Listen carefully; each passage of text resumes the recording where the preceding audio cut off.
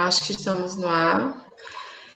Boa tarde a todos e todas.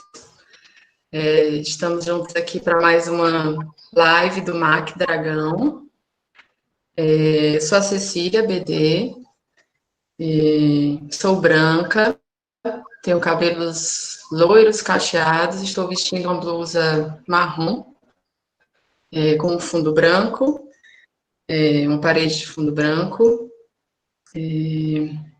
Queria agradecer a todas as pessoas que trabalham com a gente para tornar esses eventos virtuais possíveis, né? O MAC já vem desenvolvendo algumas ações, né? E eu gosto sempre de falar que essas ações virtuais, nesse período de isolamento, assim, que tiveram início nesse período de isolamento, por causa da pandemia, elas estão sempre baseadas nas nossas ações museológicas planejadas para o ano, né? Então, a gente faz todo um estudo de o que gostaríamos de oferecer presencialmente e o que dessas ações nós podemos realizar online, né? Então, ações de formação, ações educativas, ações museológicas, trabalhos com acervo,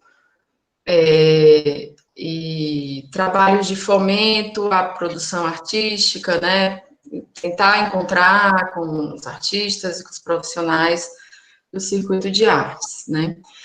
Essa live de hoje, claro, tem tudo a ver com esses planejamentos e poderia dizer que supera até nossos planos, os planos que nós tínhamos, né? Porque nós estamos trazendo a Cecília Salles, que é professora doutora do programa de pós-graduação em comunicação e semiótica da PUC São Paulo, né? E aí, Cecília, eu fico me perguntando quando eu conseguiria trazer a Cecília presencialmente, né, para dar uma aula aqui para gente. E aí eu assisti uma live da Cecília no Instagram e fiquei super feliz, porque na hora pensei, pode ser que seja possível, né? A gente ter esse encontro.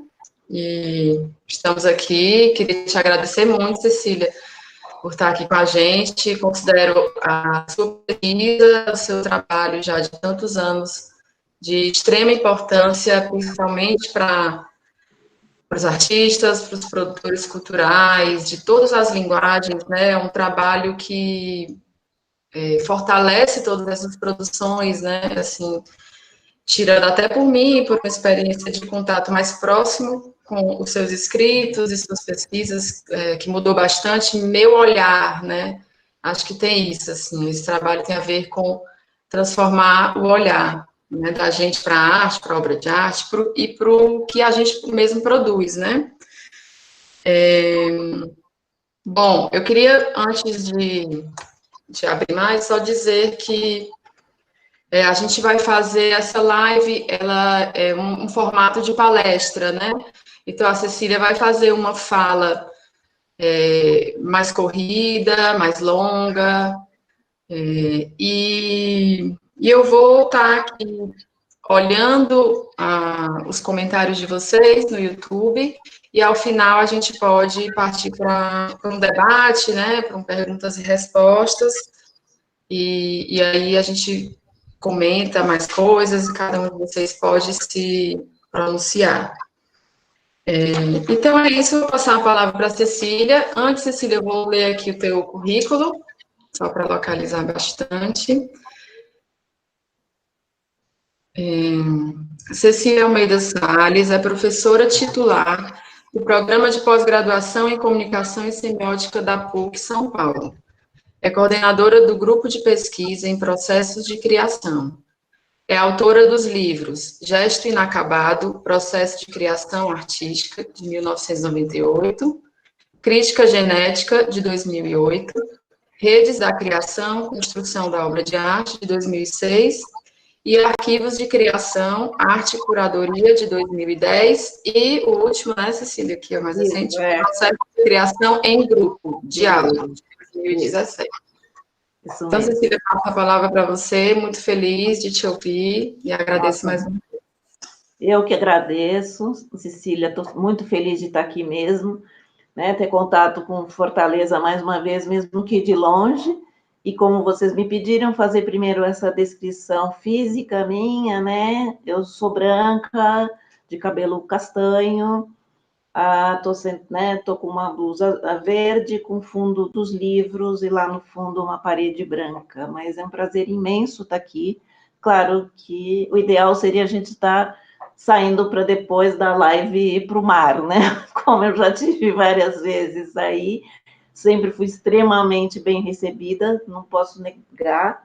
E também não deixar de falar que o nosso contato, né, eu e as Cecílias aqui, né, os contatos das Cecílias foram porque eu fui orientadora, né, da Cecília BD, tanto no TCC, não, era no de especialização, né, naquele curso de especialização Isso, do isso. trabalho final, e depois o mestrado, sobre processo de criação em curadoria. Então, eu queria lembrar que esse vai ser um dos temas que a gente vai discutir, quer dizer, vai falar desse potencial desses estudos, e você foi a primeira que fez sobre curadoria, né? Depois veio a Ananda, né, que também trabalhou com os processos de curadoria, mas vocês foram pioneiras dessa possibilidade de pensar essa discussão de processo para as questões de curadoria. Então, eu estou muito feliz de estar aqui, é um prazer imenso. E vamos, então, começar essa conversa, e depois, claro, que eu estou super aberta, mas a minha ideia, né, nós estamos conversando muito para pensar um pouco desses desdobramentos dessa pesquisa, né? Então, e hoje nós vamos falar dessa questão da arte, dessas características da arte contemporânea na relação com esse olhar, que foi o que você falou, que eu acho sim, isso para mim eu acho importante quando se fala que é um olhar que está sendo oferecido, sim, é isso. Então, vamos pensar juntos aqui nesses desdobramentos, né, dessa pesquisa para um mapeamento, né, dessas características da arte contemporânea. Então, vou começar com um breve histórico também para alguns de vocês, né, que me conhecem, às vezes por livro ou não, mas o importante é saber que essa é uma história de uma pesquisa que começou em 1990 na PUC de São Paulo, quando eu terminei o meu doutorado sobre processo de criação na literatura.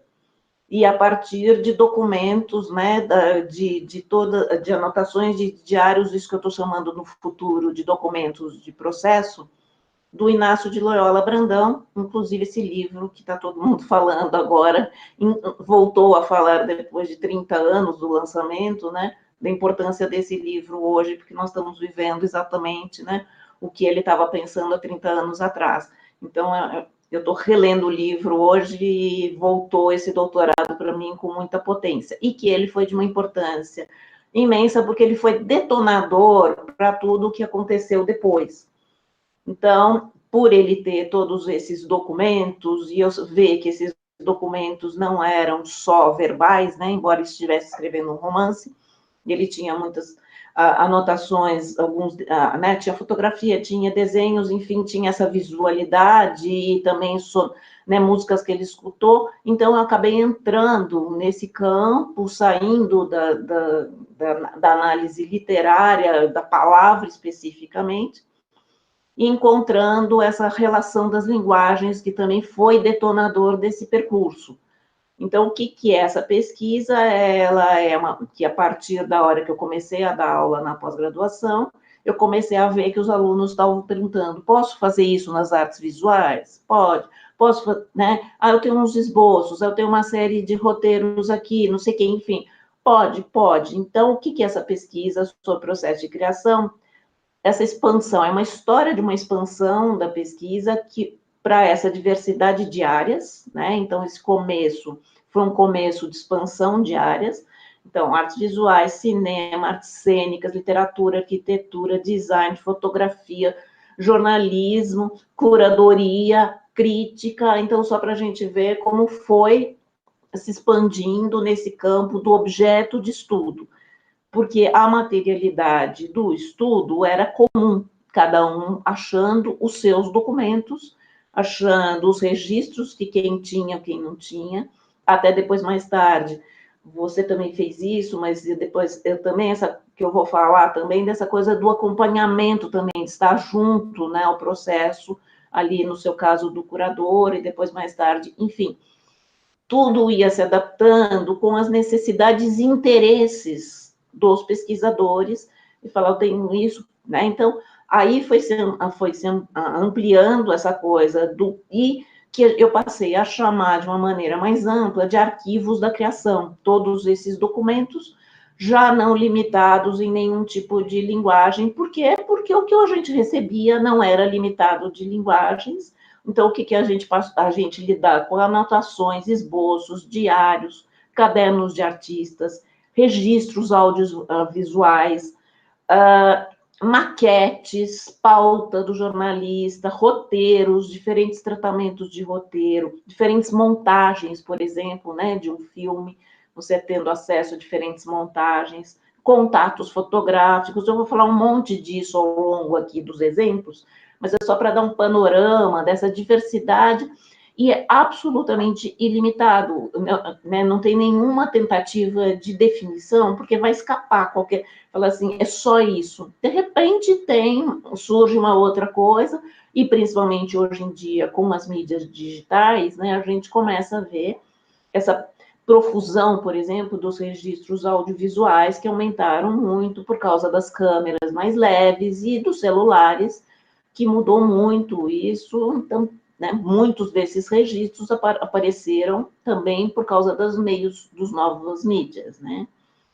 Então, são registros analógicos ou digitais, porque o primeiro até foi também de um cearense, que foi o Daniel Cardoso, que fez o primeiro sobre o digital, que eram, né, para os estudos que vinham da França, achavam que nunca mais ia acabar os estudos dessa área, porque agora estava no computador, e nada acaba, porque registrar e a possibilidade de perder formas, então tem que preservar alguma coisa, e daí o Daniel já fez do Fadoum, né, do Carlos Fadoum Law, há muitos anos, esse primeiro trabalho já com arquivos digitais, então já trabalhando lado a lado com o programador do Fadoum. Então, é isso que eu estou dizendo, o estudo ele foi se ampliando por vocês, né? Quer dizer, posso fazer isso? Pode, claro que não, né? Então, isso, e já ia respondendo um monte de perguntas como essa, pode ser analógico, ou a partir do digital morreu, né? Sempre as pessoas gostam das mortes. Não, está aqui, temos 1000 outras, né? Eu acho que, na verdade, a resposta hoje em dia se ampliou, né? O que ampliou muito esse tipo de documentação, e que as pessoas vão fazendo esses registros na linguagem mais acessível à pessoa naquele momento. Então, por isso que a gente não pode dizer que o artista visual vai fazer tudo de esboços. E isso, por exemplo, já quebrou quando eu fui estudar os cadernos do Daniel Senise, esperando encontrar esboços, e eu encontrei, que ele até chama de livros, por causa, né, na justificativa, porque eu encontrei o quê?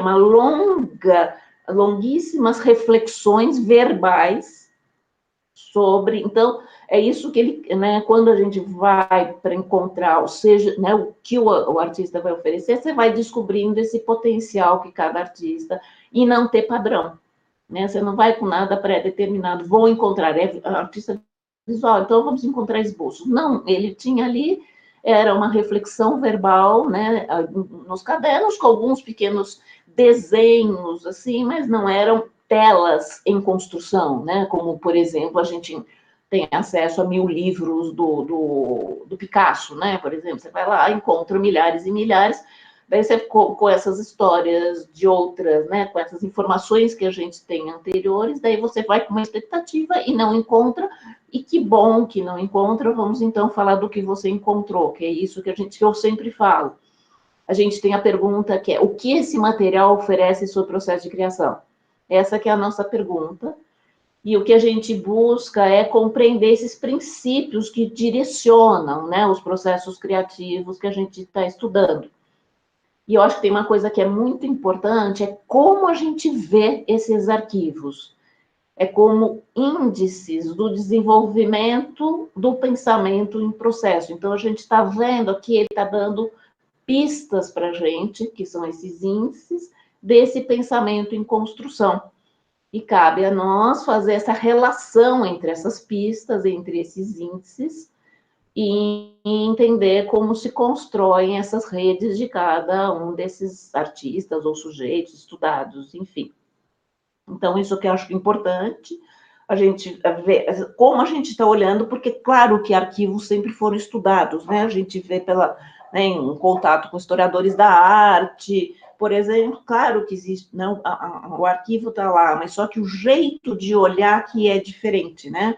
Então, é totalmente diferente a maneira de olhar essa documentação, né? Eu falo, por exemplo, um exemplo típico o Loyola me passou artigos de jornal sobre o livro anterior dele publicado. Isso eu estou dizendo, documentos típicos que um historiador da arte, né, vai se encontrar, mas como que eu estou vendo isso? Ele me entregar isso era importante para ver o que ele estava querendo que eu visse ali, né, que tinha sido dito sobre a obra anterior, que era o Zero, né, o livro que tinha sido publicado anteriormente, e também do livro do Não Verás também. Então, ele me mandou críticas, por exemplo, do New York Times, que saiu na época que o livro saiu lá, porque eu fiz a pesquisa uns anos depois do lançamento, né, do livro. Foi quase, acho que uns 6, 8, 7 anos depois que a gente se encontrou. Então, já tinha essa reverberação crítica. Então, isso que eu estou dizendo, o que interessa para mim, ele está entregando isso. Tem alguma coisa importante aqui do processo dele, né, para ele estar me mostrando a crítica que saiu. Então, o que é importante é que a gente está vendo como as obras se constroem, né? Essa que é a grande questão, como é construído, e a gente vai vendo essas camadas, e depois a gente vai vendo essa rede, na hora que eu falei que a gente vai estabelecendo nexos, né, entre os diferentes dados que a gente vai oferecendo. O que é isso? Isso é a estrutura básica do pensamento em rede, né? Que é das conexões, é pelo pensamento relacional, né, que depois eu vou falar aqui do André Parente, daquele livro do André Parente, que eu uso muito, né, para a definição e do conceito de um dos artigos que ele publicou lá nessa coletânea, e que define sempre qual é a grande, né, a questão do pensamento em rede é o ser um pensamento das relações e não do isolamento. De você não tem uma importância um esboço ou uma anotação da pessoa separada do todo, né? O que ela vai você só vai produzir conhecimento sobre o processo a partir da conexão, né? Não é isolando um e separando, né, um dos elementos, porque isso é olhar em rede, né? Quer dizer, olhar na conexão e produzir conhecimento em rede. E ver a questão da criação como trabalho, e que isso é muito importante para a gente pensar que conceito de criação a gente está lidando, que embora em pleno século XXI pareça até um pouco inesperado você ainda dizer que o que a gente está discutindo é um conceito de criação que se afasta da inspiração, né, do insight mágico, e sem explicação, né? Aquela coisa que né, não sei, saiu do nada, é um grande insight sem história, né? História, eu estou falando das camadas que sustentam, né, toda essa obra. Então, e eu digo que é inesperado, porque ainda a gente se vê muitas vezes com até críticos, com uma certa, sabe, relutância para pensar nessa criação, até a gente usando esse termo criação, mas sempre dizendo assim, mas qual é, né, a visão que nós estamos trazendo de criação, e que é essa das camadas, que é essa do trabalho, que é essa da trama, né, e de relações que são estabelecidas, e não esse insight mágico. E é o que eu falo, já teoricamente, quando você já fala na criação, você fala processo de criação, pronto, você já está conceituando que não é um momento, mas é um percurso. Então, pronto, nós já estamos isso em movimento, e isso vai dar todo um desdobramento teórico para a gente pensar a partir daqui.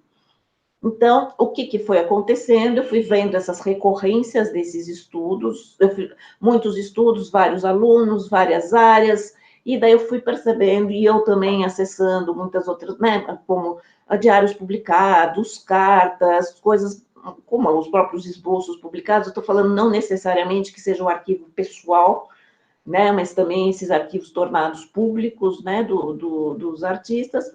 E eu fui vendo que havia questões havia recorrências, né? Havia coisas que se repetiam e que eu passei a construir a partir desses aspectos gerais da criação, essa teoria crítica de processo, que são esses, que eu não vou aqui, né, me aprofundar nisso, porque exatamente é o resultado dos livros, né, O Gesto Inacabado e o Redes da Criação, é exatamente né, essa construção, ou essa sistematização, acho que a palavra é melhor, desses aspectos gerais. Primeiro, em diálogo com a semiótica ali, Peirciana, e depois já no rede, já com as conexões com o conceito de rede, mas sempre levando todas as questões processuais do gesto, né? Mas tem um ponto que eu acho que é importante nesse desenvolvimento, que dialoga exatamente com o nosso tema aqui, é que até por eu ter trabalhado com um escritor contemporâneo, né, nós estamos falando contemporâneo vivo, né, que estava vivo e está vivo, e que para a literatura, especialmente, era mais problemático estar com estudo na universidade acadêmico, com uma pessoa, né, com uma produção contemporânea. Eu acho que as artes visuais caminhou um pouco mais depois para se abrir para isso no acadêmico, mas naquela época também não era ainda tão comum. Mas, de qualquer jeito, isso era uma questão, os preconceitos mais variados, mas ele ainda não acabou a obra, ele não é clássico, sabe assim, umas coisas absurdas, mas enfim. O que eu estou dizendo é que esse diálogo com o contemporâneo, não nesse sentido só de uma arte, né, com um conceito de arte contemporânea, mas com o que a gente está convivendo, pessoas que estão produzindo no momento das nossas pesquisas, né? E por eu ter feito isso, eu percebi que também os alunos passaram a fazer, porque também isso não é um problema para mim, né? Não estava sendo colocado isso como um problema, e passou a ser esse diálogo que eu estou chamando num sentido mais amplo, de experimentação contemporânea, né? E que daí posso estudar, né, enfim, começou, o Oiticica, naquele momento, ele já tinha morrido, mas, enfim, eram coisas, pode estar o cineasta que no momento, sim, isso não era um problema, mas isso marcou o desenvolvimento dessas pesquisas na PUC, essa relação com a experimentação contemporânea, por isso que não foi estranho no dia, né, que você me pergunta se pode estudar na curadoria, né? Então, não é, sim, essa curadoria que está acontecendo agora, sim. Então, isso eu acho bastante importante que foi, e que daí gerou isso que eu estou chamando dessa teoria crítica com foco nos processos de criação, que eu chamo de crítica dos processos de criação, crítica de processo, enfim, que eu também não vou entrar nessa coisa, que é um embate ali com o termo crítica genética dos franceses, mas isso não é o caso, porque como eu falo, sempre é uma história minha, que eles determinam muito a crítica genética francesa só a quem está trabalhando com o arquivo pessoal daquele artista, com o que veio antes, sabe? Eles não se preocupam, o que vem depois eles já põem em dúvida, sabe? Por exemplo, quando eu apresentei a coisa das faixas comentadas, sabe? Dos DVDs naquele tempo que tinha, né, que tem as faixas comentadas, daí eles falaram para mim, muito interessante, mas não é um material da crítica genética, porque foi depois que o filme foi lançado, mas como se o processo do cineasta acabasse no dia que o filme foi lançado. Então, são esses pequenos embates que não era nada, né, mas que daí eu achei, né, esses outros termos e que, claro, que envolve também os outros estudos. Continua tendo, nesse momento, várias pessoas que estão pesquisando os arquivos, né, de determinado, eu vou falar aqui, dar exemplos, de determinado fotógrafo ou nas artes cênicas. Isso não quer dizer, né, que a gente não faça esses estudos também, mas não se limita a isso, que eu acho que é muito essa coisa de olhar para a experimentação contemporânea, né, e que essa pesquisa mais recente, daí, que você falou, que foi que eu acabei fazendo, do pós-doutorado, que foi dentro, no cinema da USP, que eu acabei fazendo com o Arlindo Machado, né, o pós-doutorado, quer dizer, tendo como ponto de partida, claro que outras coisas, outros diálogos, né, de uma bibliografia grande, mas era um ponto de partida para pensar os processos em grupo, quando eu tive contato com o Evaldo Mocarzel, que é um documentarista, que estava fazendo um grande projeto de filmar, vocês vejam já que interessante, aquilo que eu acabei de falar dos registros audiovisuais, ele estava acompanhando muitos grupos, eu acho que mais de 25 grupos de teatro aqui de São Paulo. Então, ele acompanhava os processos, filmava os processos e estava produzindo documentários sobre esses processos, e que daí, quando eu conversei, ele, no meio da conversa, ele me disse que ele fazia umas cartas para os montadores. Eu falei, opa, carta para os montadores? Você me empresta... Eu poderia estudar essas cartas, né? Então, vocês vejam, esse tipo de coisa, né? Primeiro que não é padrão a pessoa fazer carta para o montador. Segundo, daí eu falo assim, opa, aqui tem uma pista para conectar, para ver o quê? Essa passagem para o outro membro do grupo, que é o montador. Então, isso que eu estou falando de não ir com nada pré-estabelecido, e que daí eu passei a estudar, né? Claro que nenhum, hoje em dia a gente pode pensar que nenhum processo é isolado, como a gente vai ver, mas aí é mais, né, desses que estão nessa relação. E eu vou dar alguns exemplos aqui de quem é atraído, né, por esse tipo de pesquisa, vou com diversidade de objetivos, né? Então, eu vou dar, por exemplo, eu estou pegando aqui coisas bem recentes, pesquisas mais recentes. A Paula Martinelli, que fez sobre a fotografia de Eustáquio Neves.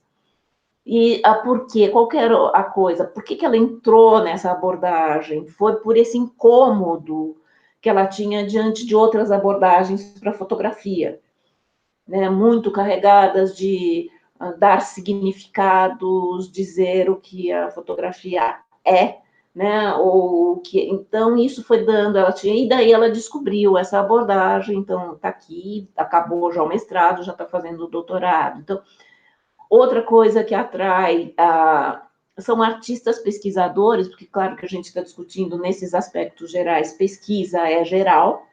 Então, artista é sempre pesquisador, mas que alguns querem ir para, né, a academia e que encontram um lugar para reflexão para suas próprias práticas. Isso são muitas dessas linhas de pesquisa das poéticas, né, que tem muitos programas de pós. A PUC não tem exatamente nisso, mas inclui, né, não é nas poéticas, mas a Kênia Dias acabou de defender um doutorado no teatro, onde ela atuou nos processos que ela estudou, né? Então, também, por exemplo, essa coisa, o Samir Sheida, que ele é montador, e acabou de entregar um estudo sobre montagem no Walking Dead.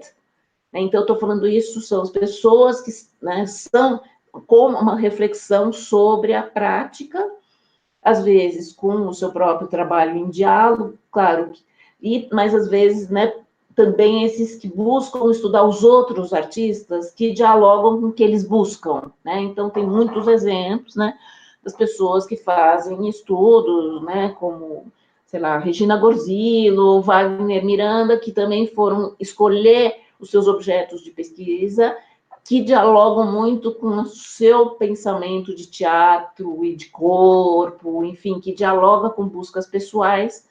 Então, na verdade, fazem parte das redes de criação deles, então, né, passa a ter esse contato. E um que também acabou de entregar, que eu estou dando um outro exemplo, que é bem mais semelhante ao meu, né, trabalho, que é o Vinícius Gonçalves, o interesse pela Ana Maria Maiolino.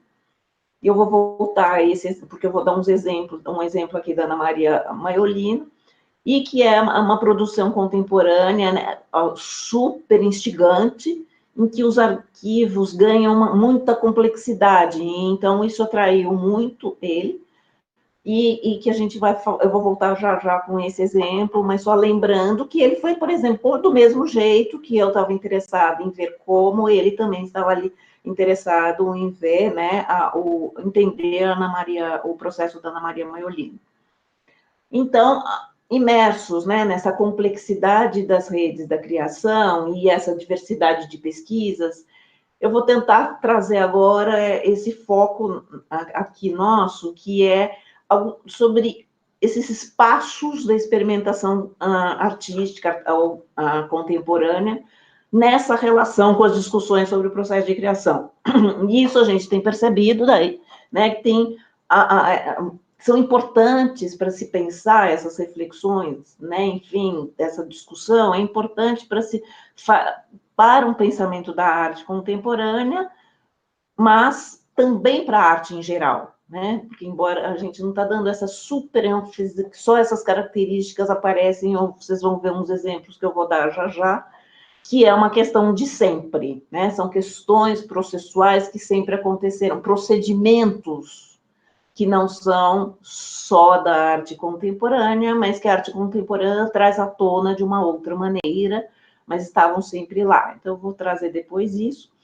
E é uma pesquisa que partiu muito de um desafio de falar da academia, de ver o que está acontecendo, né, lá fora, né, fora dos muros acadêmicos, ao mesmo tempo dando vitalidade para o conhecimento acadêmico, né? Então, o grande desafio é se expor, né, à arte contemporânea, se expor ao contemporâneo com todas as dificuldades das falências, né, desses modelos de análise, com as classificações, a definição de gênero, modos, né, de olhar já conhecidos, dão uma certa segurança, mas, ao mesmo tempo, são formas teóricas que se você aplica e deixa de fora tudo que não está no modelo, e rejeita tudo que não está. E a gente está assumindo essa postura que privilegia a obra, né, e que, então, também precisa criar permanentemente novas ferramentas capazes de compreender essas provocações da arte contemporânea.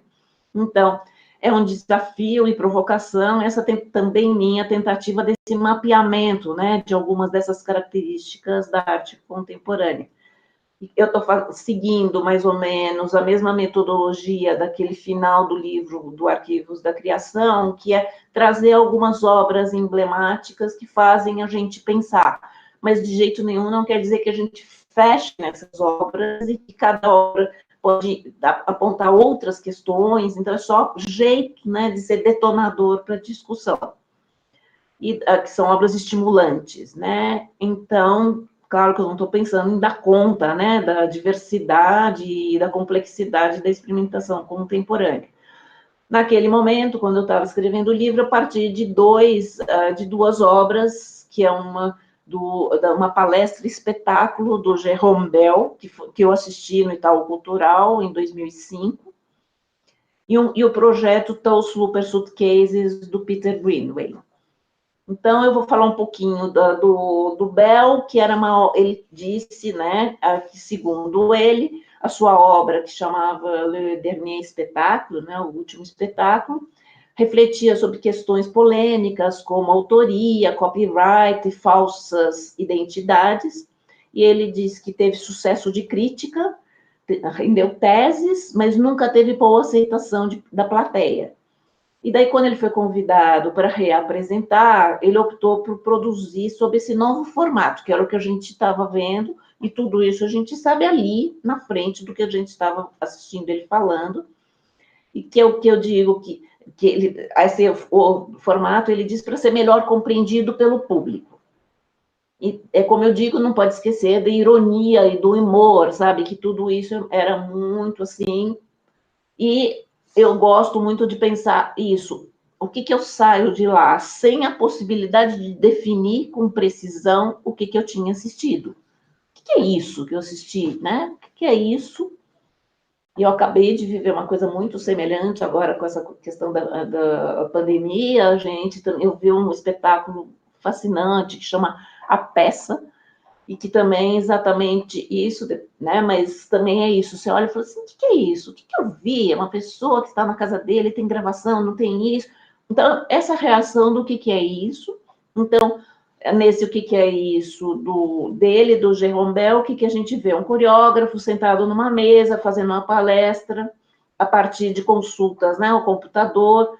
Daí a gente toma conhecimento dos diálogos, das buscas, das hesitações, das certezas dele, do processo. Havia uma tradutora, né, porque ele estava falando em francês, fazendo intervenções a cada pausa dele. A gente via trechos desse vídeo do espetáculo que tinha sido mal entendido, o tal do Demer, então tinha cenas do vídeo.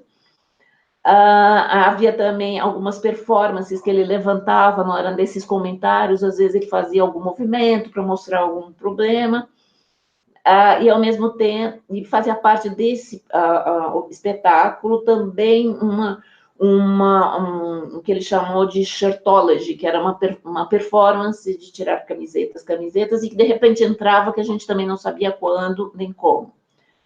Então, isso, vamos parar aqui, a gente faz um corte, vamos descrever um pouco o Tulsa Looper Suitcases, e depois eu volto para a gente discutir Então, o Tulsa Looper Suitcases é do Peter Greenaway, era um projeto multimídia, que buscava reconstruir a vida desse Tulsa Harry Purcell Looper, que era, né, projetista, né, um personagem criado por ele, e escritor, nascido em Newport, no sul da Inglaterra, cuja vida então era essa história, a vida deste Tulsa Looper, ele arquivou em 92 maletas.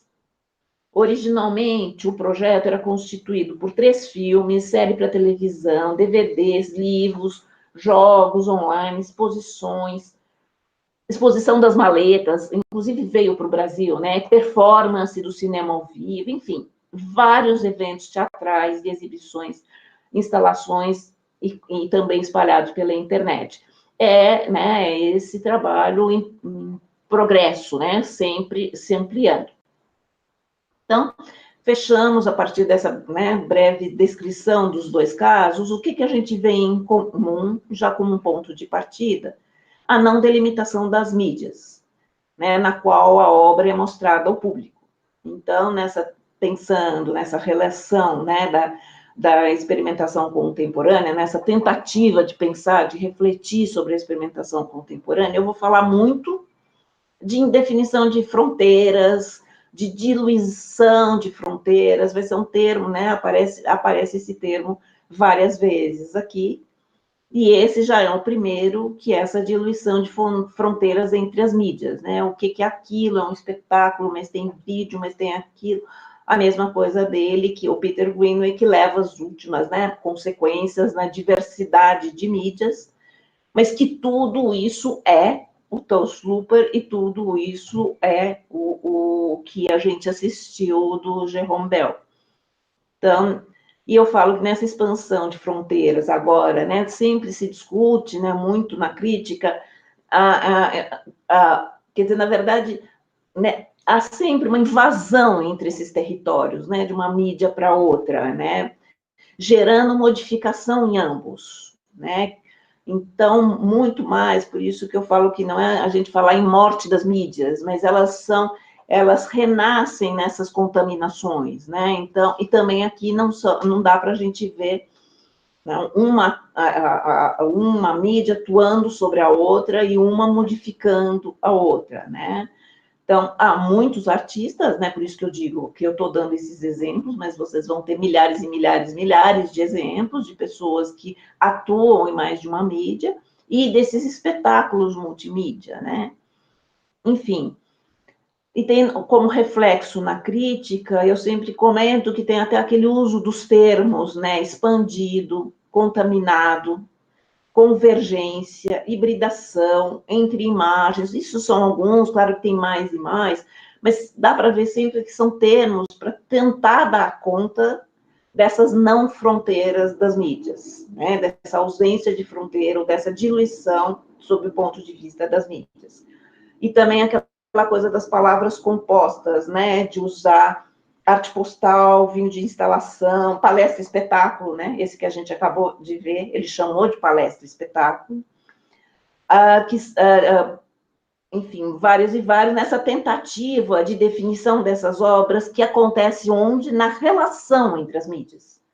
Né? Entre esses meios, não é nenhum nem o outro, são os dois. Né? Quer dizer, isso aparece, e que sempre as pessoas comentam, né, como reflexo dos editais, as dificuldades de enfrentar os editais, às vezes, que são ainda nas mídias. Eu sei que hoje em dia ainda as coisas já estão em outro momento, inclusive os mais recentes do Itaú, né, eu vi que são editais interdisciplinares, né, então já é porque era nesse enfrentamento, eu acho, de que não se separa aqui das artes visuais, ali das artes cênicas, porque, por exemplo, como que fica as artes visuais na relação com as artes cênicas, né, então, ou então do audiovisual com as artes cênicas, enfim, entraria no edital do artes cênicas, enfim, ou do audiovisual.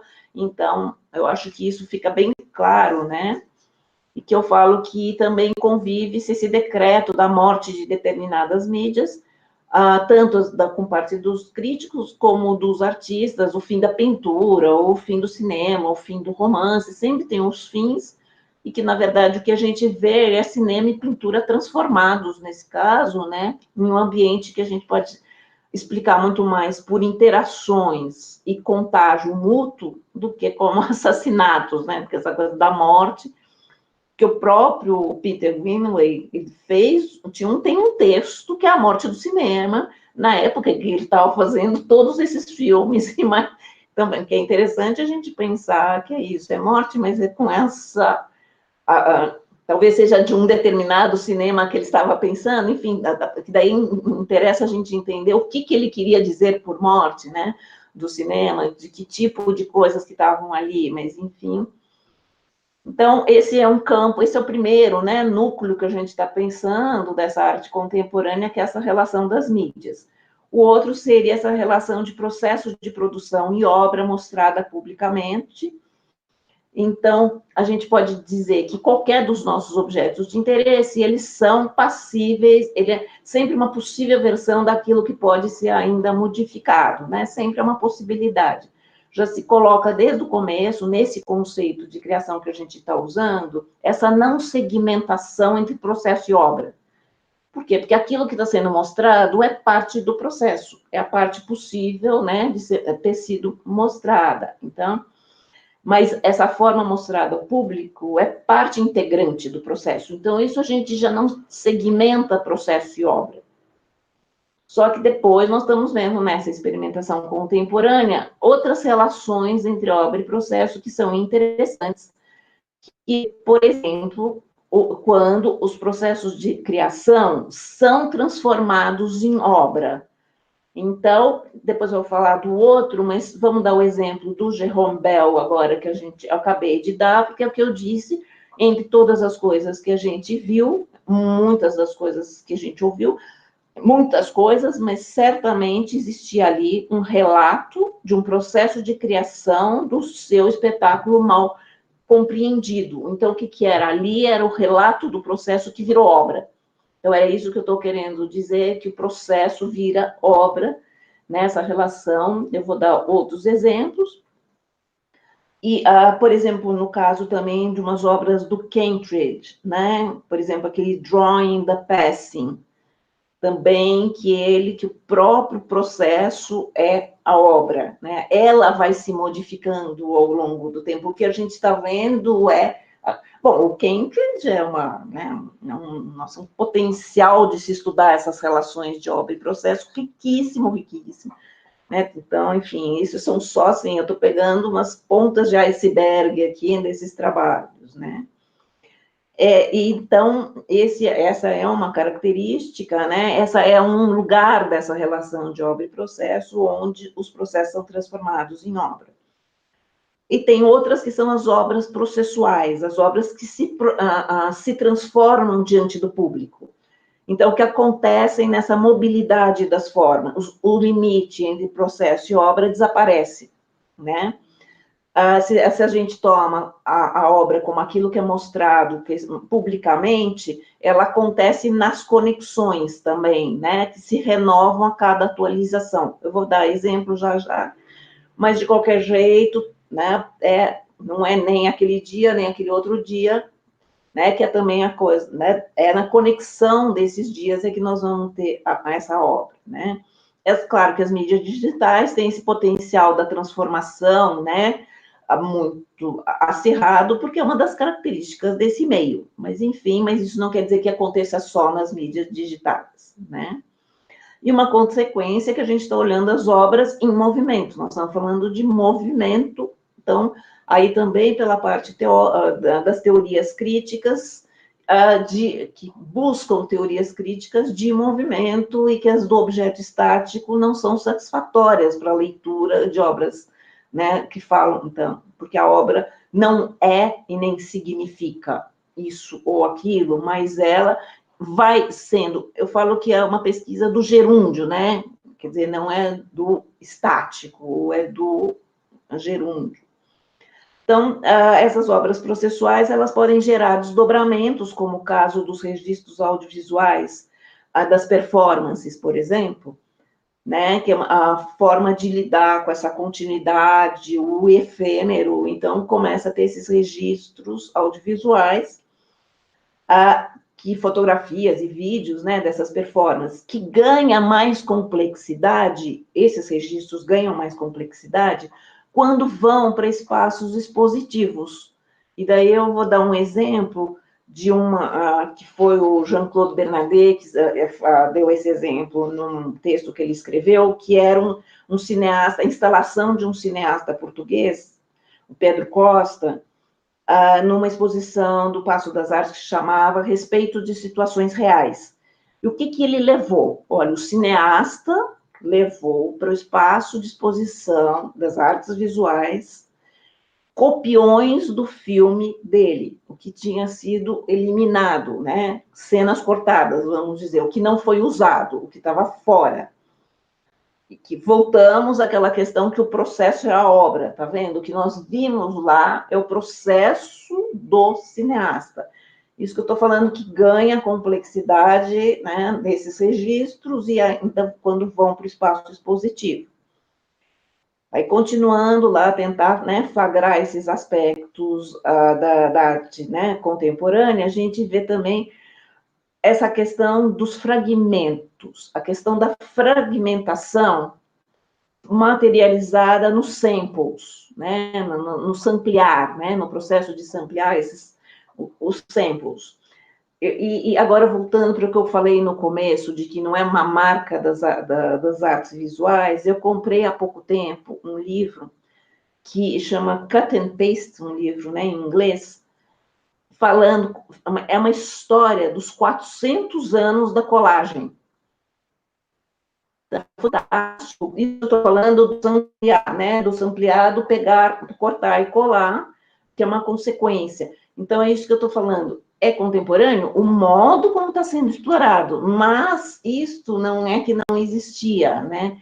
E quando eu vi esse livro, nossa, é importantíssimo. Chama Cut and Paste mesmo, chama Patrick Elliott, o escritor. Depois, se vocês quiserem, eu passo, né, no futuro para vocês. Mas eu comprei numa viagem, mas de qualquer jeito eu vi que era 400 anos da colagem. Então, a história da arte revista pela colagem.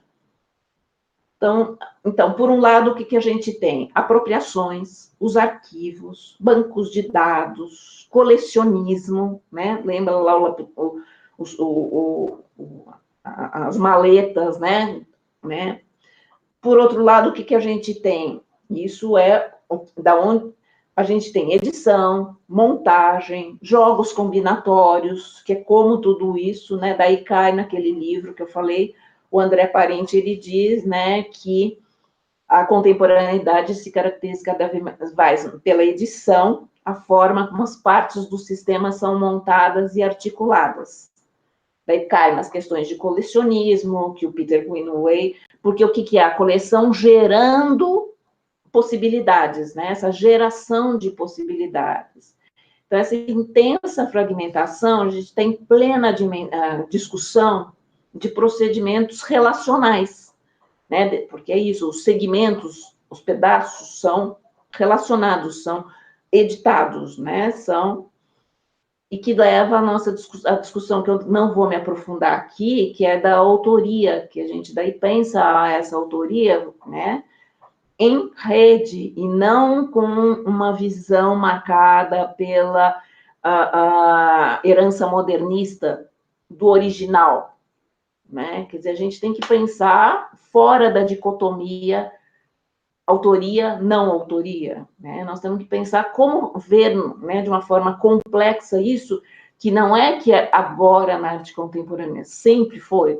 Nas 400 anos de colagem, a gente vê que sempre foi. Só como nós vamos falar dessa autoria a partir de teorias, claro, mais contemporâneas, e que eu acabei indo para a questão da complexidade, para pensar, não é a dicotomia um ou o outro, são os dois, e que daí eu passei a falar em autoria em rede, porque isso está nas conexões, mas é alimentado por este mundo lá fora, né, pelo mundo, e que daí está nessa junção que se marca esse lugar dessa autoria, que continua tendo esse lugar da autoria, né, não é que perde, porque também imerso nas redes, mas você também faz escolhas. É nessas escolhas que encontra esse sujeito aí da autoria. Mas isso é longo, tem um monte de parte teórica que eu não vou entrar aqui, mas só para falar que esses fragmentos nos levam a essa discussão de autoria. E nesse campo das interações do fragmento, também tem a discussão das obras em rede, né, que foi o caso do Peter Greenaway, que as obras se dão nessas interações, não é nenhuma exposição nem outra, mas é na relação das exposições do vídeo, mais o site, enfim. Daí, outra questão que se coloca em proeminência, eu vejo na arte contemporânea, essa discussão sobre a representação, e que eu uso, né, o jogo de cena do Coutinho, né, que é esse jogo, né, dessa incerteza em relação às donas das histórias relatadas, né, que é quem é a dona da história, que é essa coisa da representação, que também pode levar a um embate da ficção e realidade, que é outro embate, né, aqui a gente não precisa enfrentar no ou, mas a gente tem que enfrentar outras teorias que deem conta, porque nós não temos, mas é mais realidade ou menos ficção, né, docudrama, né, tem aqueles termos que é também para dar conta disso, é mais um do que o outro, eu acho que a gente tem que se libertar disso e ver do que está se falando, e está se colocando, sim, uma questão de representação. A dicotomia são insatisfatórias, nesse caso também, e eu dou exemplo de um caso da obra da Janaína Leite, não sei se vocês conhecem, mas eu acompanhei um processo dela sobre que é do teatro, é das artes cênicas, mas também não só, mais uma vez, né, também lidando com o audiovisual, que chama Conversas com Meu Pai. Essa é uma questão da Janaína Leite, em que essa imersão nessa representação, quem é quem, a minha vida não é a minha vida, né, a minha vida pessoal e obra, que tem ausência absoluta também de fronteiras, diluição dessas fronteiras, né? Eu vou passar para mais uma questão, que é a fronteiras entre a obra e processo no campo da exploração dos arquivos. Então, a fotografia, isso fica muito evidente.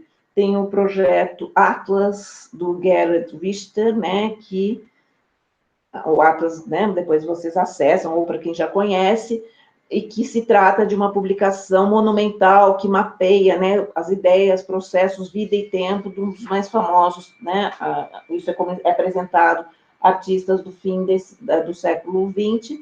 O que é o Atlas? Ele é um organismo, ele tem vida que se desenvolve e muda ao longo do tempo, composto por fotografias, desenhos, colagens, esboços, que vêm sendo coletados por ele desde 92. A fotografia entra aqui como uma das mídias utilizadas por ele, que a gente tem acesso a esse grande, vasto caderno de anotações sob uma forma arquivada, organizada e publicada. Ele faz subarquivos, ele classifica, tem publicações, eu tenho uma das publicações, eu tive acesso a uma das publicações desse Atlas, achei que quando eu comprei o livro, que eu tinha o Projeto Atlas, mas eu não tinha o Projeto Atlas, eu tinha simplesmente uma forma, né, de se colocar publicamente. Nem tudo é captado por eles, mas o que existe, o que fica muito claro nas apresentações, na introdução, diz assim, todas as imagens são por ele não são por ele captadas, mas são geradas de suas, mas são geradoras das suas pinturas. Então, vocês estão vendo como já aparece a questão de processo. Ali, ele foi gerador das pinturas, né? Então, reflexões que precedem esse trabalho da pintura. Isso é como é apresentado o projeto. Então, só para dizer como essa relação com o processo, né? Está ali desse arquivo, né? O que tem também várias publicações, exposições, e que ele vai aumentando cada vez mais esse projeto com novas e novas imagens. Tem um site, e que o site apresenta assim, como a documentação do processo do pintor, né? Só para vocês entenderem como está sendo visto o Atlas nessa relação com o processo de criação dele. Então, a gente está na frente de um vasto, né, arquivo em processo, sempre em expansão, que arquivos aparentemente privados que são tornados públicos. Está vendo aquilo que eu falei, aqueles problemas que eu enfrentava lá com os franceses? Mas eles são públicos. Mas é isso que nós temos que falar, né? Não ficar... E o desenvolvimento é acompanhado pelos espectadores, né? Cada versão, e que guarda, né? Enfim, essas... E também traz aquela discussão de apropriação, memória, colecionismo, tudo que nós vimos, né, anteriormente nos outros exemplos. É um projeto em continuidade, em expansão constante, por isso que eu estou chamando de obras processuais, né, que não é nem esse, nem aquele, mas em todas essas versões que são apresentadas, é o Atlas, né, acontecem nessa mobilidade e os projetos se transformam diante do público, né, a gente vê essa transformação. E também em rede daquilo que eu falei, não é só isso, mas é aqui na colecção de uma exposição, do site, publicação e outra publicação. A obra, o projeto Atlas se dá na relação entre tudo, né, todas essas publicações, exposições e sites, né, quer dizer...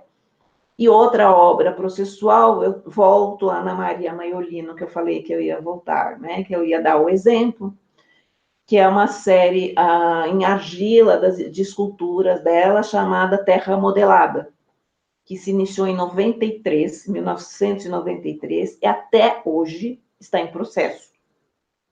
Recebeu já diferentes títulos em cada apresentação pública, como mais de 1000, ainda mais estes. Então, sempre tem uma coisa assim, ainda mais, enfim. O que acontece? Essa Terra Modelada também, né, fez parte dessa exposição, o Vinícius acabou de descobrir, recente, de 2019, né? Só para falar o quanto isso está em continuidade, que ela apresentou em Milão. Então, eu volto, né, a essa questão do que é essa obra processual, né, do Atlas, agora nessa materialidade da esculturas em argila, né, da Ana Maria Maiolino. Então, nós estamos vendo a mesma materialidade, mas essa relação da obra processual em outra materialidade. E voltando para a gente terminar aos arquivos, né, a exploração de arquivos, tem a questão do ensemble da Anna Opperman, que também já se explica, né, explicando a obra, por que chama ensemble, né, que diz que a mistura de environment com assemble, que surge esse ensemble, que destaca essa não distinção entre ambiente, né, ou instalação, e montagem, onde existe essa junção, né. Então, essa questão, como que foi apresentada na 30ª Bienal de Arte essa obra da Anna Opperman? Foi na Bienal de 2012, né? Então, foi assim explicada. Termo, isso para explicar o porquê usou ensemble. Termo que descrevesse, que ela estava procurando, um termo que descrevesse tanto a forma de seu trabalho, quanto o seu processo de construção. Então, a textura da obra, a gente entrando, claro que vocês conhecem, eu sei que todos vocês conhecem também, em 2 minutos, você só fazer um Google no Ana Opperman, essa obra, a textura da obra revela esse procedimento também de natureza expansiva, que são nessas camadas que vão, né, se acumulando, e também a escolha da palavra da artista para dar conta dessa busca híbrida, né, que eu falei no começo também desses termos, né. Então, o que eu estou dizendo? Que o que é recorrente, né, nesse processo são englobar essa reflexão sobre o processo de criação, onde esses limites entre processo e obra são tênues. E tem outras possibilidades da gente ainda pensar essas, né, obras, pensar a crítica de arte, é ver as obras de um artista ao longo do tempo, como eu fiz nesse próprio livro, no Arquivos da Criação, com o João Carlos Goldberg, quando tem a questão do prumo dele ao longo do tempo, quando ele vai explorando o prumo, ele vai sendo ressignificado ao longo da obra dele. Isso eu estou dando outro exemplo de tipo de pesquisa com olhar de processo, que é ver esse mesmo, né, esse mesmo objeto dele ao longo de um trabalho.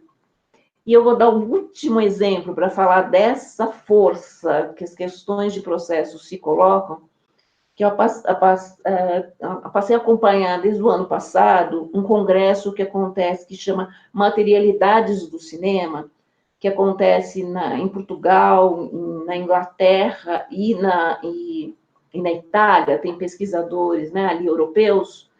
O que eles chamam materialidades do cinema? Exatamente o que nós estamos falando aqui dos nossos documentos de processo, estão falando, né? Então, nós estamos falando sendo um grande, vamos dizer, um foco de pesquisa nisso, que eles chamam materialidades, que é todo tipo de documentação do cinema, que eles falam que o cinema português, o foco dos estudos dele é o cinema português contemporâneo, passou a absorver esses documentos, fazem parte da textura desses cineastas, dos filmes desses cineastas. Então, só para dar um exemplo dessa coisa, né, dessa relação entre processo e obra tênues, que eu acho que marcam esse momento, não só esse momento, mas que, né, é o que eu estou dizendo, que daí essa necessidade, talvez, de buscar instrumentos teóricos para dar conta dessas interações, dessa rede complexa e com a marca bastante recorrente dessa complexidade da relação entre obra e processo. Então, daí, o que eu acho um lugar para essa crítica, né, que foi o nosso tema aqui, qual é o lugar dessa crítica de processo de criação para dar conta dessas características aqui que eu apontei, e claro que eu poderia, né, com mais obras, eu ia trazer mais e mais outras características, e também adensar essas características que eu trouxe aqui, né. Então, eu acho que era isso que eu queria dar, essa, né, e claro que eu estou aberta aqui para as perguntas, do jeito, né, na hora que vocês se sentirem à vontade para fazer. A sua imagem está meio travada para mim, Cecília.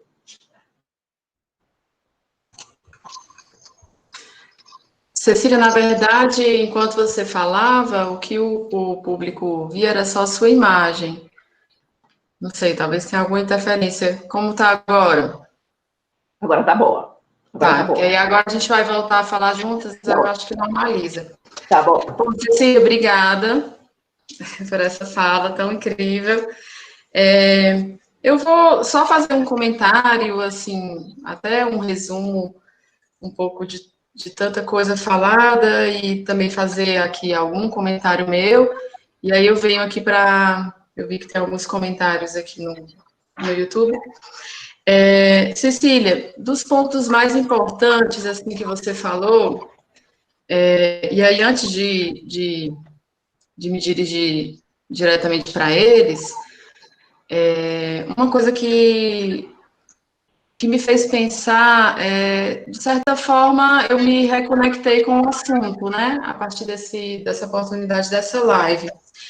E a sensação que eu tenho, e aí não sei se você tem, se você fica analisando por esse ponto, é que a crítica de processo faz cada vez mais sentido, né? E não é à toa que a gente está aqui falando de arte contemporânea, né? A gente está aqui falando de experimentação, então a gente está falando de atualidade, de hoje, né? Do agora. E isso inclui as linguagens, inclui as medicinas. Eu acho que é até uma coisa bem ligada ao pensamento na arte, né? E eu acho muito forte quando você vê no seu texto você vem no seu texto falando já sobre a falência dos modelos de análise, né? E aí eu penso também que é um pouco a falência dos critérios, não sei, posso estar sendo muito exagerada, não sei, mas da própria história da arte, né? Sem dúvida. E as suas referências. E isso muda tudo, porque quando você sugere esse outro olhar, essa outra crítica que vai para o processo, você joga um olhar para o próprio indivíduo, né? E você olha para as referências que surgem dentro do processo, e não as referências que aquele indivíduo artista tem que buscar, né? Porque Exato, é a questão da crítica moderna e da história da arte, né? Da construção linear da história da arte, tem muito a ver com o que nós devemos seguir, quem nós devemos seguir, né? Os mestres, os gênios, sem dúvida, tem a ver com a representação, né? Então, eu acho isso tão importante para agora, sabe, assim, e quando você fala sobre os termos, né, da crítica, tipo, os termos que têm a ver com as linguagens, que têm a ver com as mídias,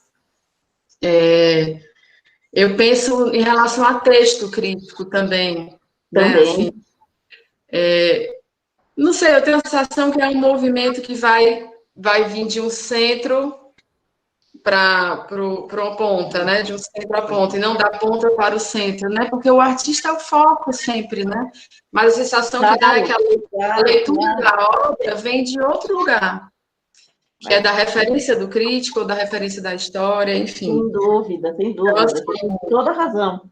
Eu acho que isso para o agora é tão importante, né? O momento em que você falou das mortes, né? Das linguagens, a gente não pode esquecer da morte da história da arte, né? Que também é falada, que também é, enfim, muito importante, né? A morte, né? O fim da história da arte como algo linear, né? Com seus ismos, enfim. Que sem dúvida. Nossa, sem dúvida, sem dúvida. Certíssimo, é isso mesmo. E a gente pode pensar na produção atual em relação a isso, né? Assim, talvez mudar o olhar da crítica, né?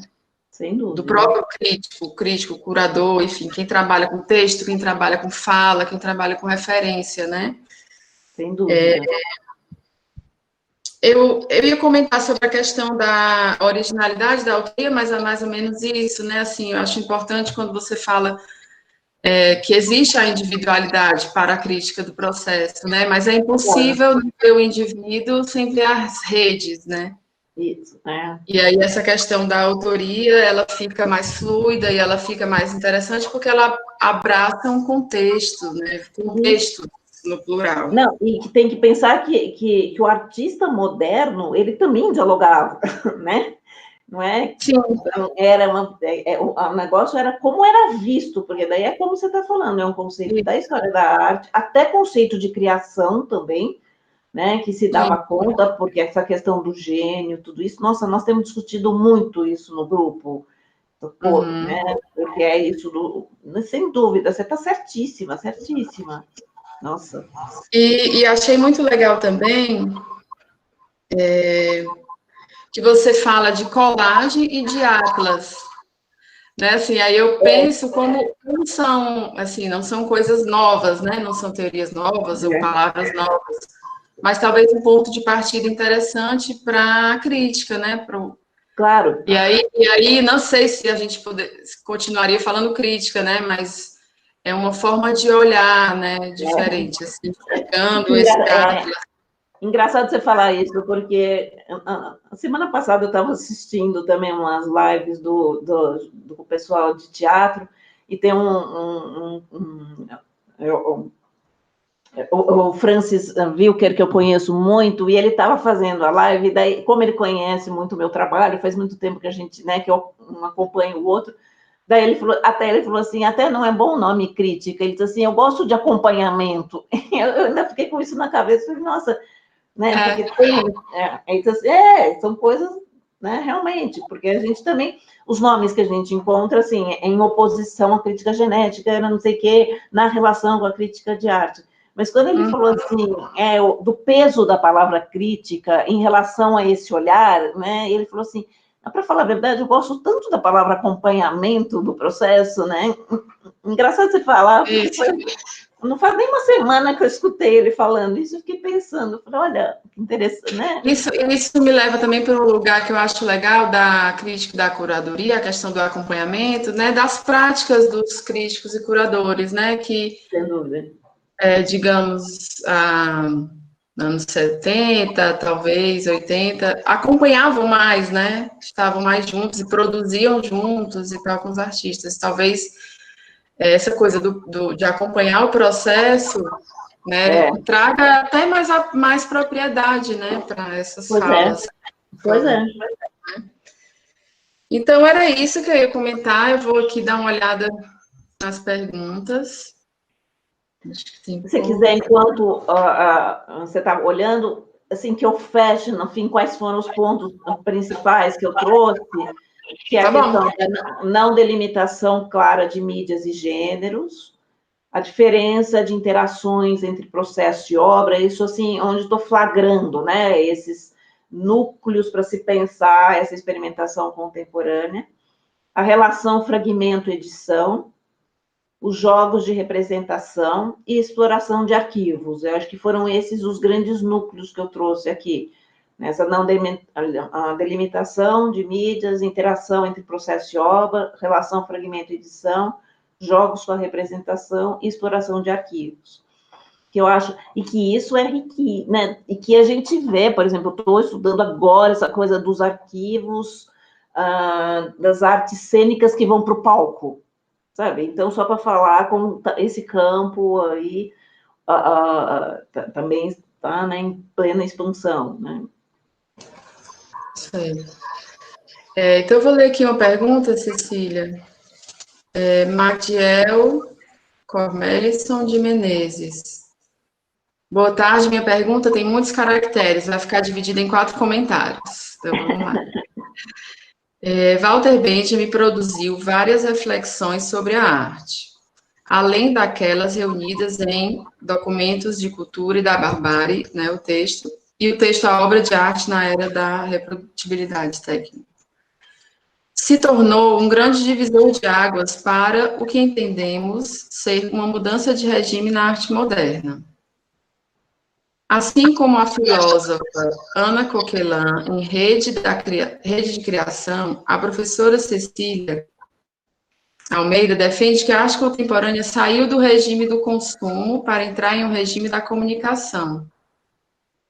Gostaria que a professora falasse um pouco mais sobre esse conceito relacionado aos documentos do processo. Como externar essa interiorização sem correr o risco de fragmentar a identidade da obra? Espera, eu não entendi direito a do consumo e da comunicação. Quem que faz essa... Ele fala que você defende que a arte contemporânea saiu do regime do consumo para entrar em um regime de comunicação. Eu acho que... Eu não sei se eu faço isso, não. Exatamente. Eu acho que, por exemplo... primeiro, da comunicação, eu acho que sim, porque nós estamos vendo que todos os processos são comunicativos, tem práticas comunicativas que envolvem, né, em várias e várias camadas de complexidade que né, a relação com o outro, já isso que já nós falamos, né, dessa autoria em rede, então tem esse outro em várias e várias aspectos que envolvem esse aspecto comunicativo, tanto que eu, sim, levo em conta o processo de criação como uma busca desse outro, né? Então, no âmbito dessas práticas comunicativas, porque isso, quando a gente vê num documento, uma pessoa escreve, será que isso vai ficar claro? né? Então, vai ficar claro para quem? É para algum outro, porque a pessoa sabe a busca, o que que é. Então, isso fui vendo, isso que eu falo desses índices, dessas pistas, dessa presença desse outro como espectador, como também essa coisa de com quem conversei, pedir para a pessoa, o Loyola, no meio do processo do Não Verás, falei, conversei com o Enfio ontem. Isso é um índice dessas práticas comunicativas no meio do processo. Isso eu estou dando exemplos aqui para falar, sim, dessa relação, desse aspecto comunicativo do processo, certamente. Agora, o consumo, eu acho que eu veria, né, a coisa até do mercado, não sei se é isso que ele está querendo dizer, eu não entro explicitamente nisso, não, né, em nenhum livro eu falo desse mercado, mas na medida em que as práticas comunicativas são extremamente amplas, envolve também o consumo. Então, não dá para a gente pensar o que a pessoa está fazendo, independente do dinheiro que tem, né, para essa produção de uma obra de arte, né, desse custo, e ele quer ser visto e ele quer ser vendido, né, cada um, né, ele quer ser comprado, né, ele quer ser comprado. Então, não dá para a gente também, sabe, tirar a visão, eu acho que envolve também, se é isso que está pensando em consumo. Eu não uso esse termo, mas se está se pensando, se eu tiro essa questão do mercado da arte, não, eu acho que faz parte de todo o processo também pensar esse artista inserido na questão das curadorias, se pensar nas artes visuais, né, das galerias, enfim, é tudo isso, e da venda também, que também não é uma visão, vamos dizer, romantizada, né, do artista. Não, estou aqui fazendo para mim, não interessa, não precisa vender, não, a pessoa... O que a gente vê, marcas de muitos processos que a gente fica muito claro. Vou dar exemplos de fotógrafo, eu trouxe tanto exemplo aqui, das pessoas que falam assim, eu estou trabalhando aqui para publicidade, para eu poder ter um dinheiro para fazer os meus ensaios pessoais, né? Tem muita essa diferença. Então, a gente isolar essa pessoa desse mundo da economia, do consumo e do mercado, não também você está não olhando a complexidade do processo. Não estou isolando, mas também não estou dando super ênfase, porque é parte integrante, né? Mas né, vai ser vendido, vai ser o filme vai ser visto, né? Vai ter bilheteria, faz parte da discussão de um processo do audiovisual. Onde vai ser visto? A gente sabe que o processo do cinema tem né? Tem todo um custo, tem tudo isso para ir lá para exibição, e daí, né, claro que agora nós estamos falando de streaming, de todas essas coisas que têm consequências de consumo, né? Então, tem sim.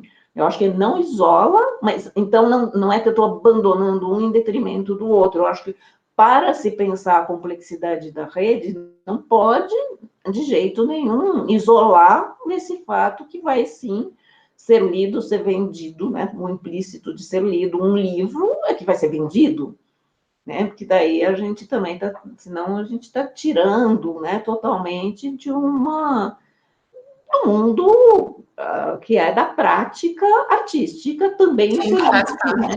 Né? Eu lembrei, Cecília, quando ele falou em comunicação, em relação ao que se eu não me engano, é o Cola Pietro, né? Posso estar enganada, que fala que o autor ele também é um agente de comunicação, né? Isso eu sei também porque foi muito importante quando eu falo da curadoria como mediação no meu projeto, né? Que a gente fez. Sem dúvida. Talvez tenha a ver com isso, assim, é o lugar do artista também como um agente de comunicação, né? Assim, também fazendo referência à própria obra de arte como algo que transforma o público, né? Enfim, não sei se era isso. Exatamente, um agente comunicativo. Ele fala em geral, né? Eu que faço a propagem para a arte, né? Ele está falando que todos nós somos sujeitos em comunidade, agentes de comunicação, né? Então, claro que a gente olhando o artista, nós também estamos vendo como agentes, fala, sujeitos em comunidade, agentes criativos, Sim, né? isso. Aí tem a outra parte da pergunta, que é como externar essa interiorização sem correr o risco de fragmentar a identidade da obra? Aí eu já acho que é como falar sobre algo que é tão, né, tão interno que seria a produção, eu entendi assim, né? Para que Eu acho isso não torne a obra fragmentada, né? Sem que isso torne. Eu acho que também depende do que a pessoa.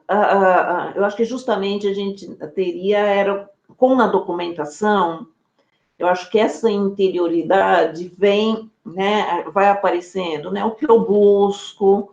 Então, é o contrário, eu acho que na hora que a gente tem acesso, que não é a pergunta para o artista, né, porque isso também é um grande problema, né, essa das entrevistas, né? O que você queria da sua obra, né, que era típico, né, o que você queria dizer, o que você queria, né? O que você quer dizer com isso? O que você quer dizer com isso? Isso sim, eu concordo totalmente com ele que uma pergunta dessas é uma fragmentação total. Uhum. E eu acho isso que a gente sempre... Por isso que a pesquisa, a gente trabalha com... Se for a entrevista, é muitos cuidados para que não seja, né? Para não cair nessa pergunta fatal, porque primeiro, eu acho que eu concordo plenamente com ele, que daí fragmenta totalmente, porque o que a gente vê? São tantas coisas que a pessoa queria dizer, que ela queria dizer isso, queria dizer aquilo, queria dizer aquilo, queria dizer aquilo, ao longo do processo, porque o que a gente vê? A pessoa vai pondo características nesse objeto, vai decidindo, não, isso entra, isso não entra, tem critério, toma decisão. É tão mais do que uma coisa que envolve, que a pergunta do que você queria, ela é altamente frustrante, eu imagino, para um artista perguntar o que você queria, porque ele queria tantas coisas conscientes e não conscientes, óbvio que nós estamos falando de processos depois pós-Freud, né? Quer dizer, nós estamos falando daquilo que está, mas ele queria dizer muitas coisas, né? Mas Não, sem falar que, pensando também em todo o processo, sem falar que o que você queria, às vezes, não acontece, acontece outra coisa, né, no final. porque ele vai mudando ao longo do tempo, mas a pessoa pode falar disso, porque foi mudando, porque é justamente a gente olhar em movimento. Então, eu acho que sim, quando a gente exige que daí eu acho, justamente, uma coisa que eu acho importante é falar que essa documentação é feita por necessidade da pessoa. Ela fez porque ela precisa registrar. Então, a gente vai atrás, e não dessa pergunta que é o contrário, porque daí tem que pedir uma coisa da pessoa que ela provavelmente ela vai pegar um pedaço, assim, né? Eu acho que a palavra fragmentação dele é ótima, porque realmente fica uma visão hipersegmentada, mas está na pergunta, provavelmente, que está feita, porque nenhum artista vai em sã consciência sentar e falar, eu queria tal coisa, né? Porque ele queria muitas coisas, e muitas coisas conseguiu, como você disse, outras não conseguiram. Então, é muito mais complexo do que essa pergunta. Sim, e essa coisa da materialidade desse sujeito, chamar essa interioridade que ele está chamando, que a gente vê, sim, o processo como um processo permanente de constituição desse sujeito, né? Esse sujeito se constitui e que não se separa, né? Esse sujeito desse artista, né? Está colado, esse projeto do artístico está colado nesse sujeito. Então, isso, tudo a gente tem acesso? Não, de jeito nenhum, né? Nós já partimos de que a gente sabe que não tem acesso a tudo. A gente tem pistas disso, que é esse sujeito em constituição, em construção também, que naquelas coisas que a gente fala, nunca eu saio, né? Sai de um processo como você entrou. Você sai totalmente transformado a partir desse processo. Então, eu acho que sim, aparecem essas marcas desse sujeito, mas são marcas, são índices, são pistas, né? Não é que nós temos acesso ao sujeito, a gente tem acesso a alguns aspectos dessa constituição, dessa obra, está sendo feita por este sujeito, né? Eu acho que essa era a única pergunta. Acho que meu áudio estourou agora. Ele agradece a resposta, acho que foi respondido. Fala perfeito. Tem aqui da Marta. Parece que Abe Warburg, não sei se é esse nome, deu nome ao seu processo criativo de Atlas Mnemosine, Isso, Mnemosine. Rompendo a ordem cronológica do pensamento e da história da arte. É isso que é o Atlas, né?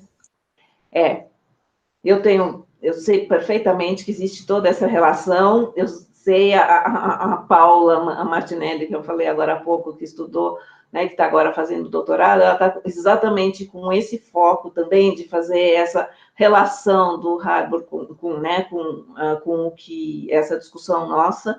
Então, certamente tem isso, e tem muito isso, pelo que eu estou vendo ela me explicando também, porque eu ainda não me aprofundei tanto nisso, mas tem isso que eu acabei de falar, por exemplo, da colagem, né? De olhar ao longo do tempo, que é meio essa história da arte a partir também dos procedimentos, né? Então, é muito isso, mas certamente, ela está certíssima, é isso mesmo. Eu acho que é mais um local super rico para estabelecer conexão dessas visões de arte, e que, por sorte, a Paula está fazendo isso no doutorado dela. Uhum. O Rogério Rodrigues diz: escutei uma vez de um grande fotógrafo que, quando perguntam a ele o que ele quis mostrar com a fotografia que ele fez, era uma das perguntas mais tristes que ele poderia ouvir. Exatamente. Ainda que bom que ele falou isso, porque eu imagino isso, né? Foi boa, né? O que ele ficou foi triste. Né? É triste porque é dor, né? É uma coisa que a pessoa vai dar uma resposta porque ela precisa, né?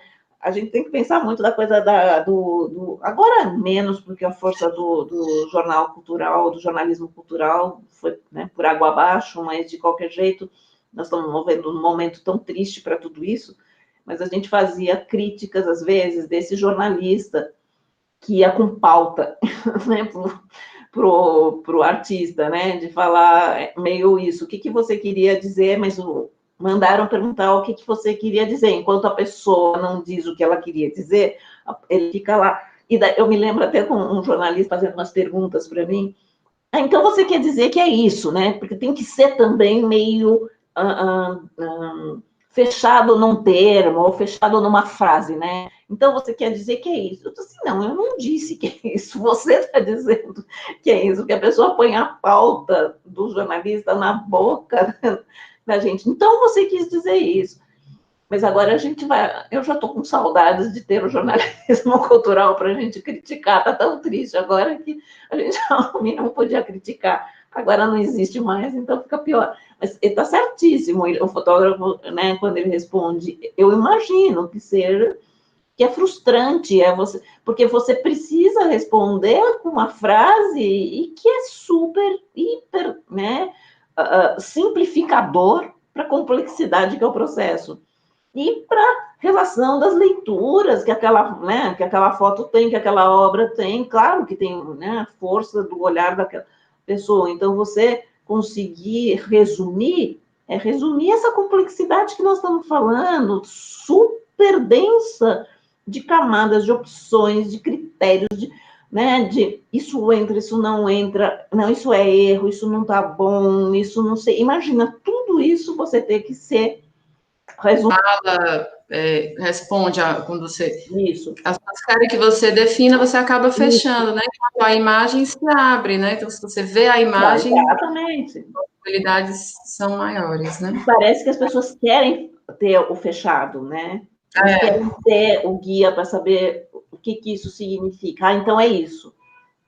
Né? Parece que a pessoa não se coloca, né, porosa, né, para o que está vendo. Sim. Cecília, Ana Lúcia pergunta o nome do livro que você se referiu sobre os 400 anos da colagem. Deve ser a Lilu, essa Ana Lúcia deve ser a Lilu, não é? Aí Ana Lúcia Sefer de Brito Mitre. Não, é outra. Então é outra. Não, porque era aqui aí da UFC que eu pensei que fosse.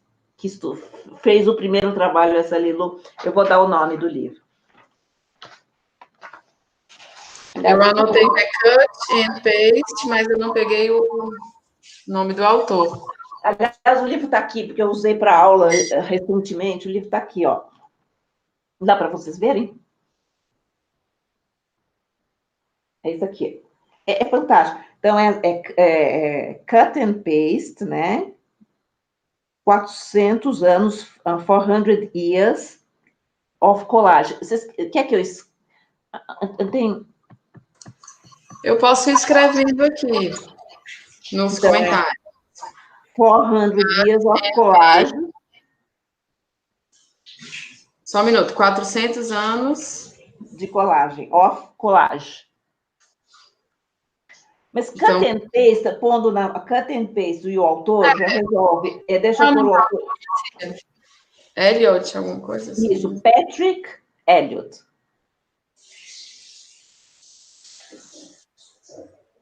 Talvez seja isso. Eliot, é normal. Patrick, CK, né? Eliot com 2 L's e 2 T's. Pronto, coloquei lá. Foi a partir de uma exposição que teve em Edimburgo, sabe, sobre... É fantástico, é fantástico.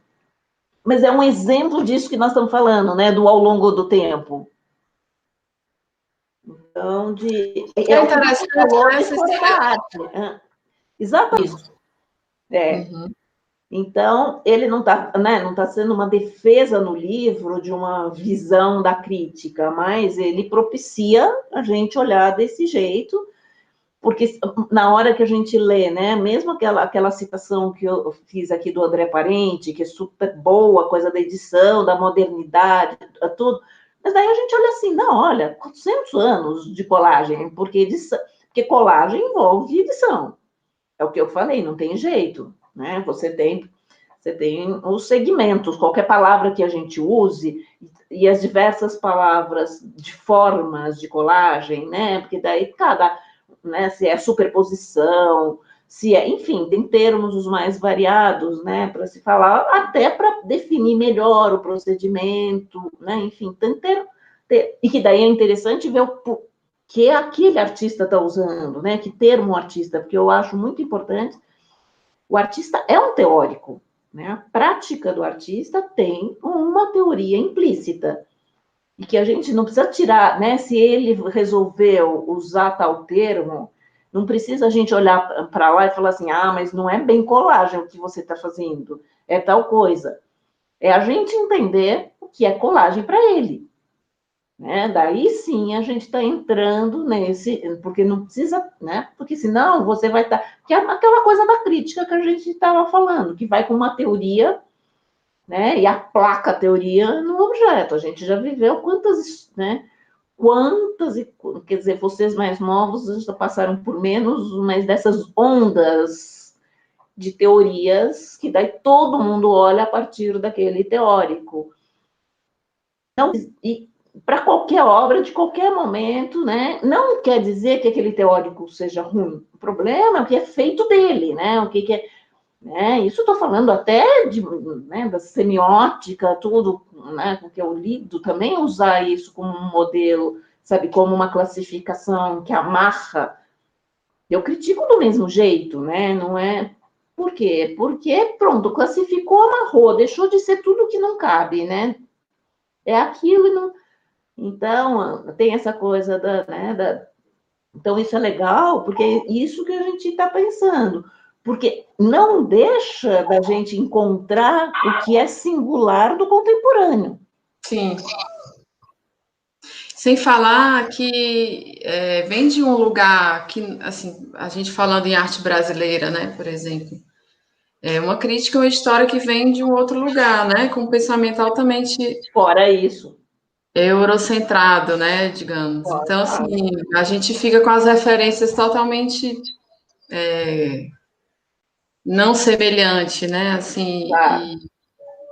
E enfim. os ismos todos, né? Eu sempre pensava assim, eu tinha uma dificuldade de pensar, gente, todas as pessoas daqueles anos estavam fazendo aquilo em todos os lugares do mundo, né? Porque é uma coisa, então, você fala assim, impossível. Ou buscando o quebrar com aquilo, né? Ou fazendo aquilo, ou tentando Não, o novo. quantas outras pessoas, né, estavam fazendo outras coisas, estavam tendo, né? Né? O problema é que quando você fecha, né, nisso, eu pensava, mas é impossível que todo mundo estivesse fazendo a obra no mundo inteiro com essas características para poder caber nessa. Não quer dizer que não tenha alguma, né, essas características comuns daqueles artistas que as pessoas estão. É que tem essa questão também de uma história da arte feita pelo europeu, né? Então é isso, também dentro da Europa, se você pensa, né, radicaliza, você fala, será que naquele momento, com aquela. Tinha um monte de coisa sendo feita, né? Ao mesmo tempo, ela, né? Enfim, eu acho muito, tudo Cecília, muito já bom. te perguntei, tem muitos comentários, obrigado, estava com saudade de te ouvir. Muito interessante, Cecília, as conversas. Chegou um agora que é, como fica a questão da matéria-prima, da colagem? As imagens vêm de diversos autores. E o autor da imagem original? Isso é uma discussão, que é isso que eu falei, da autoria em rede aí, que é uma questão que daí tem que se pensar em cada contexto de produção, né? É engraçado que a perguntar isso, porque eu passei a ter contato muito com um artista plástico ele é de Curitiba, mas também advogado, e ele entrou em contato com a minha pesquisa por causa de direitos autorais, por causa dessa questão, né? Então, eu acho que tem uma questão, sim, que dependendo, né, da materialidade, tudo, cai, sim, nessas discussões e que a gente não pode deixar de trazer à tona que pode ter. Mas, ao mesmo tempo, tem que dar conta, né, esse conceito de autoria também contemporâneo tem que dar conta dessas camadas, né? E dessa existência. Então, eu acho que não é por acaso que ele encontrou nessa pesquisa, sabe, ecos para discutir, mas eu acho que é um campo outro muito rico para se pensar na questão de direitos autorais, mas não necessariamente, né, nos procedimentos artísticos. Eu vejo no conceito da montagem que é feito, né? Aquela montagem é a marca dessa autoria. Embora, porque às vezes nós estamos vendo as camadas, né? As camadas estão em apropriação. Apropriação, né? Então, é isso, sempre existiu. Apropriação sempre existiu. Agora, daí entra nesses desdobramentos da discussão da arte, que é essa questão de mercado, de direitos autorais, tudo que sim pode gerar, não tem dúvida. Eu não tenho as respostas, porque eu acho que o direito está aí, e a gente vê que nas mídias digitais isso já está sendo repensado muito, né?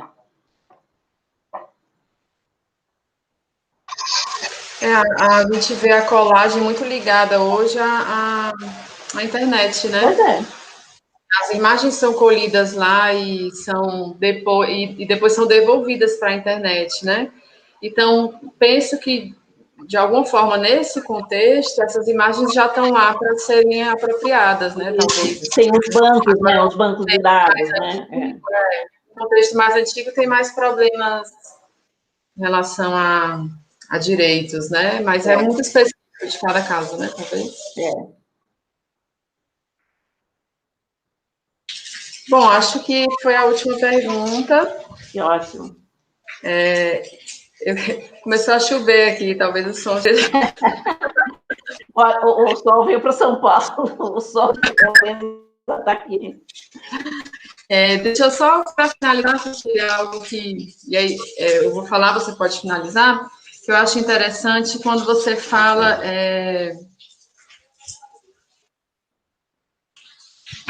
quando você fala no final desse pensamento sobre a arte contemporânea, você fala em acompanhar e compreender os desafios ainda não nomeados. E engraçado que isso, assim, a sensação que dá é que existe uma expectativa de nomear, mas isso talvez não acontece, não aconteceu até hoje, né? E aí eu te pergunto, em relação às suas pesquisas, e ao que a gente vive atualmente, se de fato ainda não se nomeia certos processos, e se realmente o bom é que não se nomeie, né? Já que a gente falou tanto de fechamento, né? Eu acho que muita coisa a gente já tem que, de alguma maneira, falar assim, né? Por exemplo, relação, obra e processo, né? E também, por exemplo, dizer em que sentido eu estou usando. Eu acho que isso é sempre importante, porque para não dizer que é um conceito totalmente... Por exemplo, obra, eu já sempre uso uma forma possível que foi... A forma que foi entregue ao público, porque a palavra obra, ela é pesada no sentido de fechar. Então, eu sempre falo como foi mostrada publicamente, né? A forma que é mostrada publicamente. Então, eu acho que a gente vai também dando essas tentativas, né, dessas novas maneiras de descrever, talvez não classificar, né? Talvez seja isso, dos comentários sejam descrições de procedimentos e não classificatórios, né? E as classificações é que são, mas ao mesmo tempo tem questões que são gerais. A gente também não pode ficar imerso nas singularidades, né? Então, sim, tem questões gerais, e por outro lado, sim, nesse momento vai ter gente que está fazendo outras experimentações que nós ainda não falamos sobre elas. Então, isso é rico porque a gente está falando. Estão surgindo coisas novas? Estão. Porque é disso, né? A arte é feita dessas brechas, é feita esse momento da pandemia, a gente está vendo como que o artista está conseguindo colocar aquela questão, por exemplo, comunicativa, como se tornar público o que ele está fazendo. Eu tenho uma orientanda que está estudando o Instagram, e que no Instagram, muitas pessoas, agora apareceu muito essa questão de mostrar obras em processo, enfim, são coisas que estão aparecendo. Tem essa restrição do tornar público. Então, então vão aparecendo essas, né, o que é exploração de brecha? É o que eu chamo de novas hipóteses artísticas estão sendo testadas, né, com esse exemplo, mas sempre vão ser novas hipóteses. Então, a gente ficar de olho para não ir com uma coisa já pronta, é igual, né, mas simplesmente ver o que a pessoa está buscando. Né? E que daí, às vezes, vem questões que nós não tínhamos visto ainda. Então, tem questões ainda, procedimentos, né, que nós não tínhamos ainda discutido, comentado, mapeado, porque aqui é um mapeamento, tem um monte de outras características nessas obras que eu trouxe aqui, que eu não, né, que eu dei, que não, né, do colecionismo, tem uma riqueza imensa em cima da questão da coleção, né, para a questão de memória, e também de como é mostrado, né, nessa coisa dessa massa, por exemplo, né, da Anne, por exemplo, que optou pela massa de fotografias uma em cima da outra, mas pode outros usarem outras formas. Então, a gente, né, é isso que eu falo, foi quando a pesquisa começou a se colocar aberta para a experimentação contemporânea, ela ficou muito mais porosa para, seja o que Deus, venha o que for, vamos ver o que é isso. O que é isso que a gente acabou de assistir? Né? O que é o outro? E não é ficar assim, mas isso é cinema? Mas espera, mas não é. Mas aquilo que eu assisti, por exemplo, naquele lugar, agora recentemente, que eu falei a peça, mas isso é teatro? Mas não é, veja. Sabe assim, começa assim, mas é filmado, mas tem áudio, mas veja. a Kênia, essa minha orientanda, a Kênia Dias, ela foi entrevistada um dia desses, foi ótimo, começaram a perguntar para ela justamente essas coisas, mas agora, isso que está indo, né, agora na internet, pandemia e não sei o quê, é teatro ou não é teatro? Ela respondeu assim, quem sou eu para dizer o que é teatro e o que não é teatro? Achei ótima a resposta dela. Ainda mais agora, né? Assim, tá tudo em movimento. Bom, acho que é isso, Cecília. Estou super feliz. Mais uma vez te agradeço muitíssimo. Foi um prazer. Agradeço ao Vinícius. Voltar a Fortaleza. Voltando. Voltou. Depois a gente faz essa volta real, né? Isso. Então, obrigada também, Vinícius, Ariel. Obrigada ao Leno, que vocês não veem, mas está nos bastidores aí nos colocando no ar. Obrigada, muito obrigada, Lena. E aí você pode falar também, finalizar, Cecília, fica à vontade. Eu acho que é só agradecer você e do nosso reencontro, né, que foi muito bom. Foi ótimo. Embora a gente continuasse com, assim, só de coisas familiares, né, filhos e ou netos, mostrando, cada uma trocando fotos de filhos e netos nascidos na mesma época, e depois, agora a gente voltar para a discussão dos processos e falar que eu estou te esperando para o doutorado. Já. Eu vou pensar. Então, obrigada a todo mundo por ter assistido.